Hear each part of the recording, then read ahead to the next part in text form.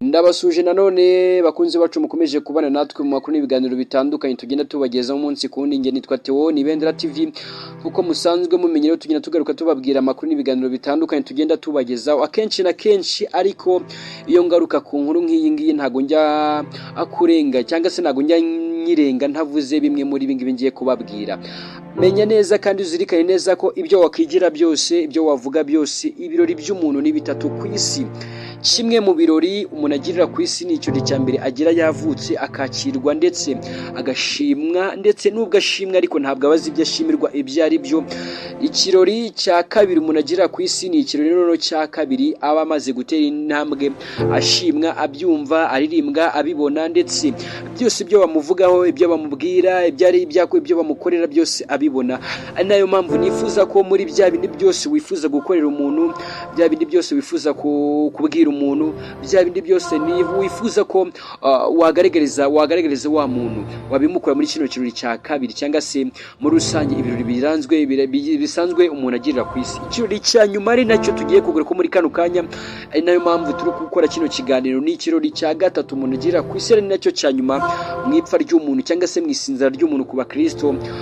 Niyo mpamvu rero turi kuvuga kuri bino biko ari bitatu, niyo mpamvu mbikumba rigarutse ngo nawe ubizirikane wiha agaciro. Ikirori cya gatatu umuntu agikora cyangwa se umuntu agikorerwa atabyumva, ibyo avugwaho, ibyo abwirwa, ibyo bamukorera byose nta na kimwe aba yumva. Muri rusange rero niyo mpamvu rero ikirori cya kabiri n'ikirori cya mbere ugomba kujya ubiha agaciro. Wowe ufite ibyo ukorera umuntu ukabimugaragariza akibona cyangwa se akibyumva. Muri rusange umuhanzi Jay Polly wakunzwe mu ndirimbo zigiye zitandukanye, uyu muhanzi wakunze kugenda atavuga rumwe n'ibinyamakuru bigiye bitandukanye, cyane cyane mu kuba ngo bataramusapotinga, mu kuba bazamura ibihangano bye cyangwa se mu kuba bagira impano bicaza bakazamura izindi. Uyu muhanzi Jay Polly kandi witabye Imana ku myaka 33 y'amavuko, ndetse twavuga ko yarakiri muto cyane.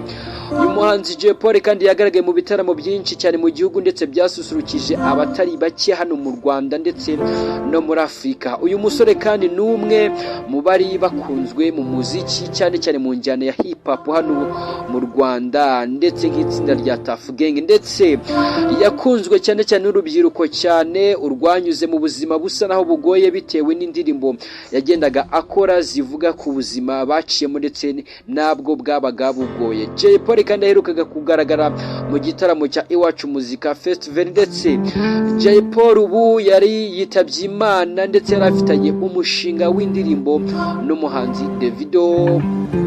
Jay Polly muri Mutarama 2019 nibwo yari yongeye kuva muri gereza, ndetse yari arekuwe muri gereza ya Nyarugenge.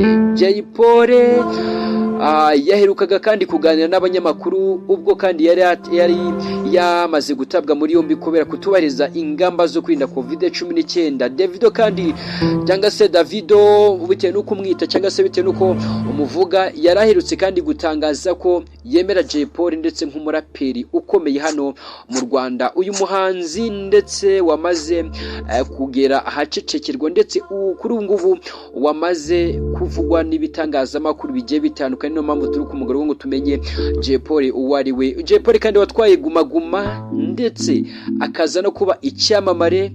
Ni nabyo tuza kugora ko uyu muhanzi Jay Polly yitabye Imana azize uburwayi kandi mu ijoro rishyira kuri uyu wa kane aguye mu bitaro bya Muhima. Amakuru ndetse dukesha igihe nuko kandi uyu muhanzi yagejejwe mu bitaro bya Muhima avanwe kuri gereza ya Mageragere aho yari afungiwe, ndetse mu masaha y'ijoro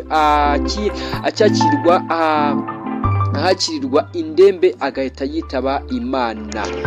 Ni mu masaha y'igitondo cyo kuri uyu wa kane nibwo kandi inkuru y'urupfu rwa Jay Polly yatangiye gukwirakwira ku mbuga nkoranyambaga, ariko kandi gusa urwego rw'igihugu rushinzwe imfungwa n'abagororwa rufite mu nshingano rwagira icyo rubitangazaho, ndetse icyateye urupfu rwe ntikiramenyekana. Gusa amakuru dukesha ikinyamakuru Igihe nuko kandi ngo we n'abandi bagororwa bagera kuri 3 b'inshuti ze hari ibiyobyabwenge by'inkorano banywereye muri gereza, ndetse hanyuma bikaza kubagiraho ingaruka. Abandi babinyoye bo bakaza gukira, ariko kandi we bikomeza kugenda bimugiraho ingaruka ku buryo yakomeje kugenda aribwa, ataka, ndetse ajyanwa no kwa muganga ataka cyane bikamuviramo kwitaba Imana.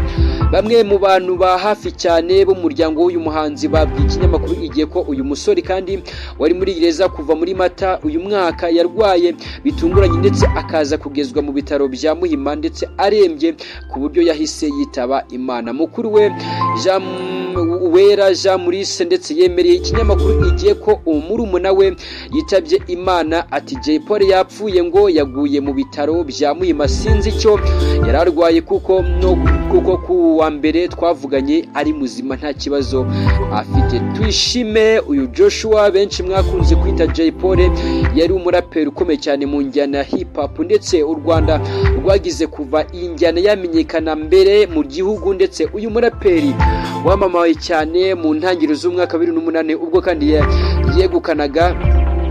yegukanaga ndetse akaza kuba n'umwe mu bagize itsinda rya Tafu Genge, akaza no kwegukana Primus Guma Guma. Nubwo kandi yabarizwaga muri itsinda ariko ntibyamubuje ndetse no gukora ku giti cye cyangwa se mu muziki, cyane ko yigize no kujya muri The Main ariko ataza no kuba yahava nawe, aho yakoze kandi indirimbo zinyuranye cyane zamugize icyamamare. Nta muntu uzibagirwa indirimbo ze nka ku musenyi ndetse n'izindi zigiye zitandukanye, Akanyarira jisho n'izindi zamufashije kuba icyamamare ndetse no kubaka izina rye. 2011 uyu muraperi kandi wari ukunzwe cyane n'abatari bake yagaragaje impano idasanzwe ndetse aza no kwegukana irushanwa rya Primus Guma Guma Superstar, ndetse byari bwa mbere kuri we yari aritwaye. Kuva icyo gihe kandi ntabwo Jay Polly yongeye kurekura igikundiro cye mu bakunzi ba muziki. Yakomeje kandi kugenda agaragaza amashagaga mu muziki. Ahagana 2014 kandi nibwo yashimangiye ko akunzwe nyuma yo gutwara irushanwa rya Primus Guma Guma Superstar. Uyu muraperi kandi wari mu bakomeye cyane yakomeje kwitabira ibitaramo bigiye bitandukanye, cyane ko byose byabaga bikomeye, cyane ko nk'icyo mu mwaka 2018 Jay Polly yatangiye kwisanga mu bibazo rimwe na rimwe ndetse akanafungwa. Byatangiye nyuma yo kugirana amakimbirane n'umugore we bikamuviramo gufungwa ndetse amezi agera kuri 5. Nyuma kandi yo gufungwa uyu muraperi yakomeje kugenda akora umuziki ndetse akora indirimbo zinyuranye zagiye zikundwa n'abatari bake, ndetse muri Mata 2021 yongera gutabwa muri yombi akurikiranweho icyaha cyo gukoresha ibiyobyabwenge ndetse akatirwa igifungo iminsi 30. Yitabye Imana muri iki gihe gisa naho kigoye u Rwanda n'isi biri guhangana n'ikibazo cya COVID-19, ndetse